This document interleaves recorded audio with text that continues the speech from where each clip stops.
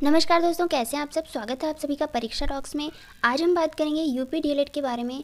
एक बहुत बड़ी अपडेट आई है जिसके विषय में आज हम बात करेंगे। ठीक है, ये टॉपिक है कि आपका जो पेपर है अब वो 8वीं क्लास के स्तर तक ना होकर 12वीं क्लास तक होगा। हाँ जी, ये अपडेट है जो बिल्कुल नई है। परीक्षा नियामक प्राधिकारी ने जो सरकार को प्रस्ताव भेजा है वह यह है कि डीएलएड के पेपर में अब आएंगे 12वीं तक के प्रश्न। जो आपका लेवल था वो अब 8वीं क्लास से बढ़कर कहाँ तक हो गया है, 12वीं क्लास तक कर दिया जा सकता है। अब ये फाइनल नहीं है, अब ये प्रस्ताव क्या है, भेजा गया है।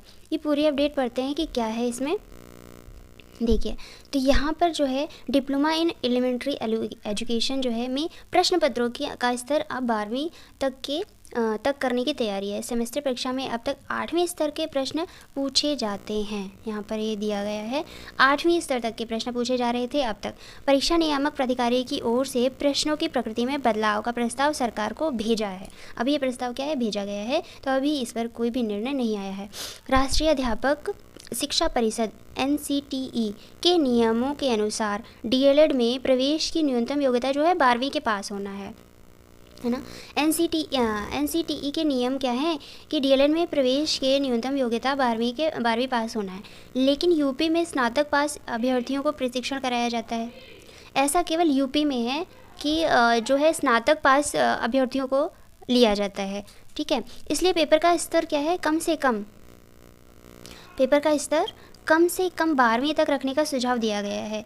जब अन्य राज्यों में 12वीं पास अभ्यर्थी जो है वो डीएलएड में जाते हैं, एडमिशन लेते हैं, तो उनका जो स्तर है वो 8वीं क्लास तक का पेपर का होता है। और यही बात है यूपी यानी उत्तर प्रदेश की, यहाँ पर स्नातक के अभ्यर्थियों को लिया जाता है। तो इसलिए यहाँ पर क्या किया है इन्होंने ये फैसला किया है, ये प्रस्ताव किया है कि जो इनका स्तर है स्नातक पास अभ्यर्थियों का, इनका 8वीं पास पेपर का न रखकर 12वीं पास तक का रखते हैं।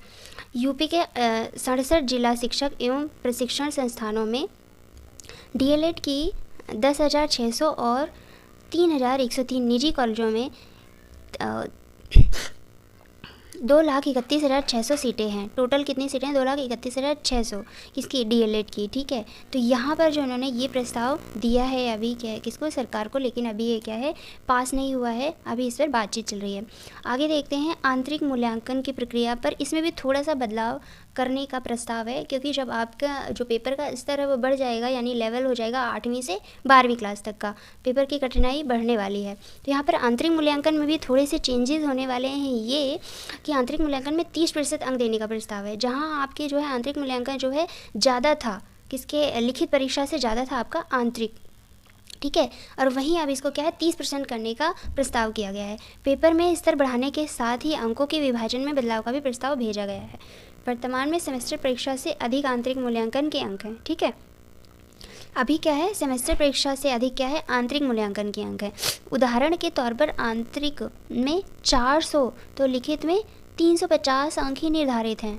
अभी क्या है, अभी प्रैक्टिकल में आपके 400 हैं, लिखित परीक्षा यानी थ्योरी में जो है आपके 350 अंक ही निर्धारित हैं अभी। इसके चलते क्या होता है कि कई बार निजी जो कॉलेज हैं, प्राइवेट कॉलेजेस हैं, वो रुपए लेकर प्रशिक्षुओं को अधिक अंक देने की शिकायत मिलती रही है। ऐसा बहुत सारे केसेस आए हैं कि क्या करते हैं, जो निजी प्राइवेट कॉलेजेस हैं ना, ये पैसे लेकर और जो भी अभ्यर्थी होता है, कैंडिडेट होता है, उसको ज़्यादा नंबर दे देते हैं बिना किसी मेहनत के। ऐसी शिकायतें बहुत सारी आती रही हैं, सबके केस में ऐसा नहीं है।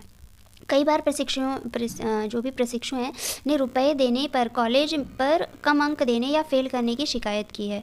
जब हमारा कैंडिडेट है वो कॉलेज में रुपए नहीं देता, किसके लिए, इंटरनल मार्क्स के लिए, यानी प्रैक्टिकल के मार्क्स के लिए, तो जो कॉलेज वाले हैं वो उसको क्या है, कम अंक दे देते हैं प्रैक्टिकल्स में या फेल कर देते हैं। ठीक है, ऐसी शिकायत भी आई है।